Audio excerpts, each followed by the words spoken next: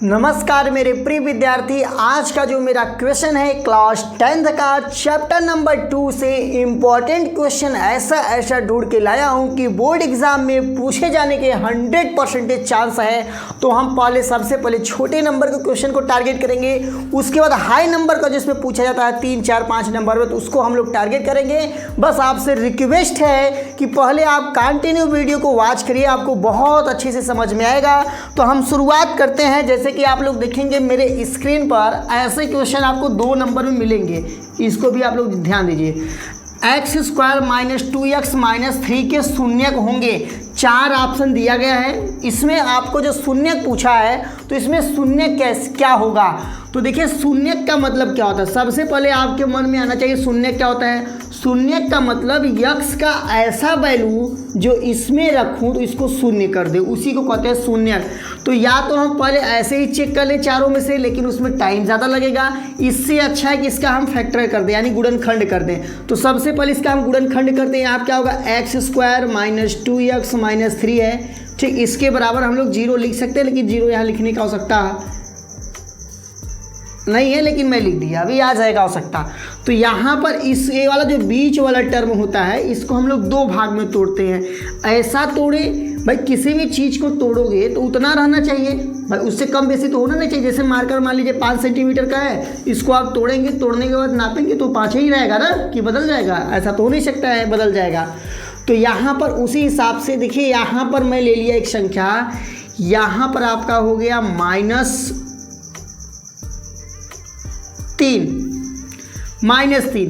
+1, यहाँ पर एक संख्या ले लिए। इसमें क्या है देखिए, इसको हम जब सॉल्व करेंगे तो यहाँ पर हम लोग का आ जाएगा -2 आ जाएगा। इसमें क्या दिक्कत है, यानी इसी जो -2 है इसको हम लोग 2 भाग में ऐसे तोड़ सकते हैं, -3 + 1। तो यहाँ पर मैं लिख सकता हूँ x² - 3x। x कहाँ से आया, क्योंकि इसके बगल में था। यहाँ पर +1x लिखे, चाहे x लिखे, -3 = 0 लिख दिए। अब इसमें से हम लोग कॉमन लेंगे, तो कॉमन में इसमें देखेंगे तो हम लोग का जो है x कॉमन है, तो यहाँ x कॉमन लिए तो यहाँ बचा x बचा, यहाँ पर 3 बचा। इसमें से हम लोग कॉमन क्या लेंगे, इसमें कॉमन कुछ है ही नहीं, तो इसमें से जिसमें कॉमन नहीं तो उसमें से एक कॉमन लेते हैं। यहाँ पर x बचा, यहाँ पर 3 बचा। देखिए इसमें दोनों ब्रैकेट सेम आने चाहिए, सेम है कि नहीं है ना, तो यानी सही है। तो एक ब्रैकेट में हम लोग बाहर वाले नंबर को ले लेते हैं और एक ब्रैकेट नोट कर देंगे, यानी जो 2 ब्रैकेट आया है, दोनों ब्रैकेट सेम है, उसमें से एक ही ब्रैकेट लेंगे, इसके = 0 लिखेंगे। देखिए दोनों गुणा के फॉर्म में है, यानी हम लोग x + 1 के बराबर भी 0 लिख सकते हैं और x - 3 के भी बराबर 0 लिख सकते हैं। इसके बराबर भी 0, इसके भी बराबर 0। तो यहाँ पर जब 1 का हम लोग पक्षांतर करेंगे, उस साइड भेजेंगे, तो यहाँ पर -1 आएगा।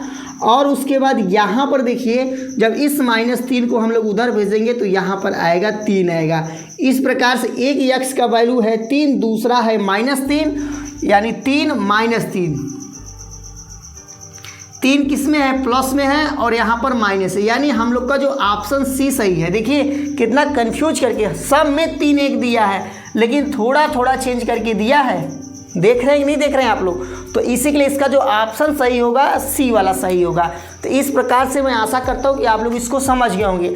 अब देखिए आज का जो इम्पोर्टेंट क्वेश्चन है, दूसरा टाइप का क्वेश्चन ये है कि 3x² + 5x - 2 के शून्यक का योगफल ज्ञात कीजिए। अब इसमें योगफल पूछा है, तो योगफल के लिए शून्यकों का योगफल, पहले सबसे पहले आप शून्यक समझ गए होंगे शून्यक क्या होता है। देखिए वैल्यू इसमें हम रखेंगे 0 हो जाएगा। तो जैसे योगफल का मतलब होता है कि -1 और 3, -1 और 3 यानी 2 शून्यक है, इसका योगफल पूछा है। जैसे इस क्वेश्चन में यदि योगफल पूछता तो हम लोग इसको जोड़ते हैं, लेकिन इसमें पूछा नहीं था। इसमें देखिए योगफल पूछा है, योगफल और गुणनफल आपसे पूछता है, लेकिन फिलहाल तो इसमें योगफल पूछा है। तो देखिए शून्यकों का जो योगफल का फार्मूला होता है, आप लोग नोट कर लीजिएगा। शून्यकों के योगफल का जो फार्मूला है, योगफल, देखिए अब 2 शून्यक होते हैं, द्विघात समीकरण में कितने शून्यक होते हैं, 2 होते हैं। जितना यहाँ पर घात रहेगा उतने हो, जैसे x की पावर 3 होता तो यानी इसको त्रिघात समीकरण कहते हैं, उसमें कितने शून्यक होता है, 3 शून्यक होता है। तो ये भी आप लोग नोट कर लीजिएगा। द्विघात समीकरण में कितने शून्यक होंगे, 2 होंगे। त्रिघात समीकरण में कितने शून्यक होंगे, 3 होंगे। लेकिन फिलहाल यहाँ पर हम शून्यकों का योगफल को समझेंगे। शून्यकों का योगफल को देखिए अल्फा प्लस बीटा से भी दर्शाते हैं, इसमें आप लोग कन्फ्यूज मत मत होइएगा, यानी एक शून्यक अल्फा एक शून्यक आपका बीटा है। इसके बराबर जो फार्मूला होता है माइनस बी बटा के ए होता है, माइनस बी बटा के ए होता है। अब रही बात बी और ए का वैल्यू क्या है, तो सबसे पहले मैं इसको लिख देता हूँ। देखिए आप लोग को समझने के लिए 3x² plus 5x plus minus 2, यही द्विघात समीकरण दिया था। देखिए द्विघात समीकरण के जो एग्जाम्पल होता है ax² plus bx plus c होता है। देखिए द्विघात समीकरण के एग्जाम्पल क्या होता है, ax² plus bx plus c होता है। तो यहाँ से हम तुलना करेंगे, यहाँ तुलना करने पर हम लोग को क्या मिलेगा, देखिए तुलना करने पर इसमें हम क्या बता रहे हैं, ए बी सी का पहले वैल्यू कैसे निकलता है। देखिए यहाँ पर x² है, x² के बगल में क्या है, a है, यानी यहाँ पर x² है, x² के बगल में क्या है, 3 है, यानी हम लोग कह सकते हैं a बराबर जो होगा 3 होगा। यहाँ पर देखिए x है और x के बगल में क्या है, b है, यहाँ पर देखिए x है, x के बगल में क्या है, 5 है, यानी b का जो वैल्यू होगा 5 होगा। अब यहाँ देखिए c है, c में तो x है नहीं, और इसमें ऐसा कौन सा है जिसमें x नहीं है, तो कहोगे यहीं 2 वाला है, तो c यहाँ पर होगा -2। -2 कैसे होगा, देखिए यहाँ पर c प्लस में है और यहाँ पर भी प्लस होना चाहिए, यानी कहने का c का जो वैल्यू है -2 है। इस प्रकार से हम लोग a b c का वैल्यू निकालते हैं। आप लोग समझ गएंगे, ये हमें बताना बहुत ज़रूरी था, क्योंकि चाहते तो मैं यहीं डायरेक्ट a b c का वैल्यू बता के निकाल देते हैं आंसर, लेकिन हमने ऐसा नहीं किया। जना आपको और इसी टाइप के क्वेश्चन आ जाए, आप लोग उसको भी हीट आप लोग कर सके। तो अब देखिए कोई दिक्कत नहीं, अब आपको फार्मूला बता दिया गया है, फार्मूला पर आप लोग रख दीजिए।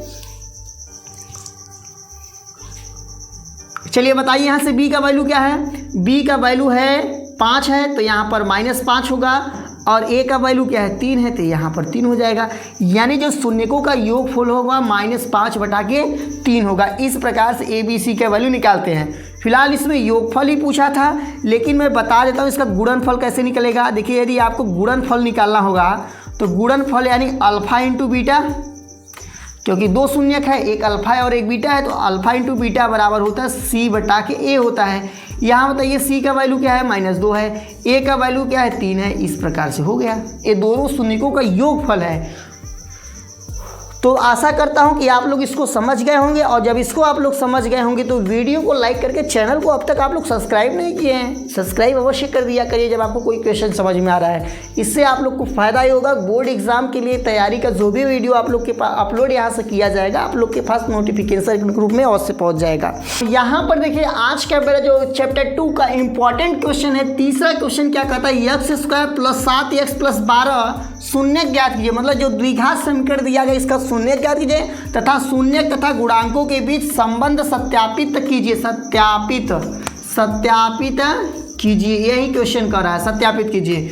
तो यहाँ पर अब हम लोग क्या करेंगे, सबसे पहले इसका हम लोग शून्य ज्ञात करेंगे। तो यहाँ सॉल्यूशन में क्या होगा, x² प्लस 7x एक बार लिखेंगे प्लस 12 लिखेंगे। देखिए इसको 2 भाग में तोड़ने का प्रयास करेंगे, 4 और 3 टूटेगा, 4 3 जोड़ेंगे 7 होगा, 4 3 12 होगा। तो यहाँ पर लिख सकते हैं x² plus 4x plus 3x plus 12 लिख सकते हैं। उसके बाद यहाँ से x कॉमन लेंगे तो यहाँ बचेगा x प्लस 4 बचेगा, और यहाँ पर 3 कॉमन लेंगे तो यहाँ पर x प्लस 4 बचेगा। देखिए दोनों ब्रैकेट सेम है, तो एक ब्रैकेट में बाहर वाला नंबर लेंगे, दूसरे ब्रैकेट में अंदर वाला ब्रैकेट ही नोट कर लेंगे, मतलब ठीक। इसके बराबर क्या होता है, 0 होता है। यहाँ पर चाहेंगे तो आप लोग 0 0 चला सकते हैं, द्विघात समीकरण के बराबर 0 होता है। तो यहाँ पर x प्लस 3 बराबर हो जाएगा 0, x प्लस 4 बराबर हो जाएगा 0, यानी यहाँ से x का वैल्यू निकलेगा -3। -3 कैसे आएगा, क्योंकि 3 का पक्षांतर कर दिए। उसी प्रकार से जब 4 का पक्षांतर करेंगे तो x बराबर -4 हो जाएगा। दोनों शून्यक निकल गए। अब देखिए शून्यक का हम लोग योगफल निकालेंगे, शून्यक का योगफल निकालेंगे, लेकिन कैसे निकालेंगे, फार्मूला से नहीं निकालेंगे। अभी हम जैसे है अल्फ़ा प्लस बीटा बराबर लिख सकते हैं, अल्फ़ा का वैल्यू -3 है और बीटा का वैल्यू क्या है, -4 है। इस प्रकार से हम लोग लिख सकते हैं। तो यहाँ पर जो होगा -3 प्लस -4 यानी -7 आएगा, ये योगफल निकल गया। अब अल्फ़ा इंटू बीटा का वैल्यू निकालेंगे तो यहाँ पर क्या होगा, -3 इंटू -4 होगा, यानी यहाँ पर 12 हो जाएगा। एक इसका वैल्यू निकला है, शून्यकों की गुणनफल का निकल गया। लेकिन हमें सत्यापित करना है, मतलब सत्यापित मतलब फार्मूला से सत्यापित करना है। अब देखिए यहाँ पर बता देंगे सूत्र से, किससे कर रहे हैं, सूत्र से। अल्फ़ा प्लस बीटा बराबर क्या होता है, -b बटा a होता है। अभी आपको बी और ए का वैल्यू निकालना बताया ना पिछले वाले क्वेश्चन में। तो यहाँ पर देखिए बी का वैल्यू क्या होगा, यहाँ से निकाल सकते हैं। बी का वैल्यू क्या है 7 है और ए का वैल्यू क्या है, यहाँ पर देखिए एक्स स्क्वायर बगल में कोई नंबर नहीं तो 1 माना जाएगा। तो यहाँ पर लिख सकते हैं -7 और ए का वैल्यू लिख सकते हैं 1, यानी देखिए -7 आया था और 1 का कोई मतलब ही नहीं है, यानी इसके बराबर हम लोग लिख सकते हैं -7 लिख सकते हैं।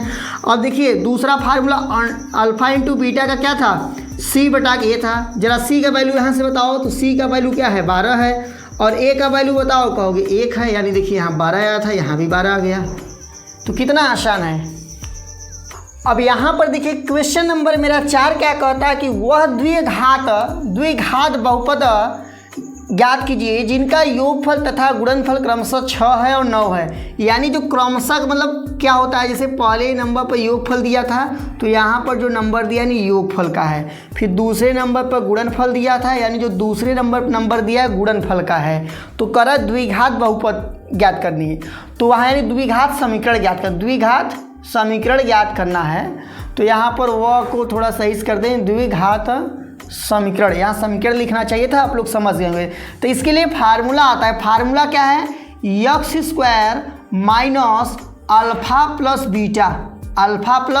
बीटा इंटू अल्फा बीटा होता है, ठीक है। और यहाँ पर आप लोग लिख दीजिएगा दिया है, क्या दिया है, अल्फा प्लस बीटा का वैल्यू दिया है 6 और अल्फा इंटू बीटा का वैल्यू दिया है 9, यानी अल्फा इंटू बीटा का मतलब गुणनफल है और अल्फा प्लस बीटा का मतलब क्या है 6 है, यानी योगफल है। तो यहाँ पर हम लोग डायरेक्ट रखेंगे x square minus alpha plus beta का वैल्यू 6 और यहाँ पर एक्स रहता है, याद ध्यान दीजिए क्या रहता है, अल्फा प्लस बीटा के बगल में एक्स रहता है, यहाँ पर 6x हो गया और यहाँ पर अल्फा इंटू बीटा का वैल्यू क्या 9 है, हमारा द्विघात समीकरण आ गया। ये ऐसे क्वेश्चन 2-2 नंबर में बनाए जाते हैं, इसलिए आप लोग इसको प्रैक्टिस करके ही जाइएगा और अपने मित्रों के साथ भी शेयर कर दीजिए, जिना उनको भी पता चल जाए कि जो चैप्टर 2 से कितने इंपॉर्टेंट क्वेश्चन हैं।